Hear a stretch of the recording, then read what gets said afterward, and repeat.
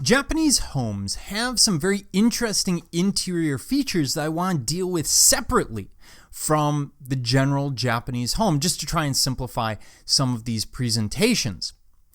And these are going to be very different from anything we see in the West, as well as different from many things that we see in China. There's some similarities, as you'll see, but a lot of differences. And the first is the tatami. And this is a type of mat that will be used as flooring material.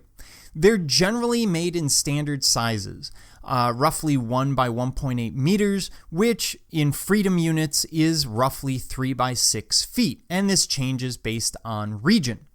They're traditionally made with woven soft rush straw. The core is traditionally made with rice straw, so they're reusing materials. For example, the rice straw that grew their food, the extra material is now being used for these floor pads. Now, today, they're generally filled with foam or something else. It's not usually fully organic materials. But why do this? Why do I want basically pads on the floor? Well, you have to understand, in Japan, we see, especially during this period, a very strong sort of floor culture where everyone sits on the floor. You want to make it comfortable. You want to make everything as comfortable as possible. The use of these partial pads also allows me to replace them on a regular basis. Obviously, the material inside the padding will give way. You might get bugs or whatever else in it. Over time, it's organic material after all, so I can start to replace them. And this all becomes very, very important. We also start to see that idea of this very open sort of room form that we tend to see in Japanese design, well, even to today.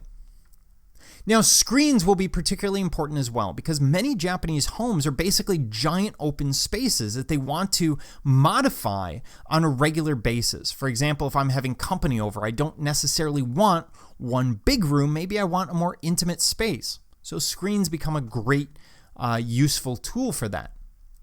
And we see a number of different forms. One is a heavy wood standing screen.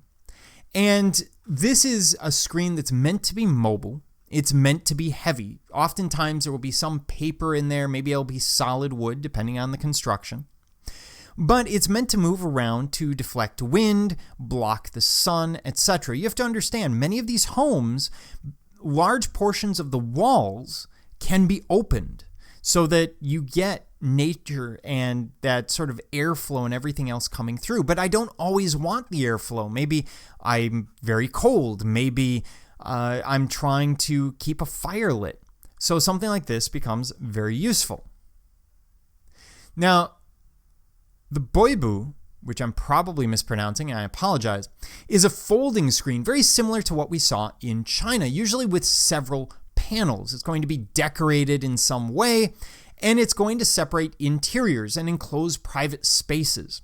Now, these homes, of course, have large common areas, which will be split up into bedrooms, for example, and there are things that happen in bedrooms that you don't want the children to see. So that's where these screens come in. Or it allows for privacy for a number of circumstances, or just cutting off an area because I want to have a more intimate space, or I want to have a larger space. That flexibility is going to be key. Imagine your own apartment if you could make the kitchen larger when you needed it, or you had a dining room table that seats 4 regularly, but you could put in enough leaves and drop leaves that suddenly, when it's fully opened up, it seats 12 and you can have a giant party.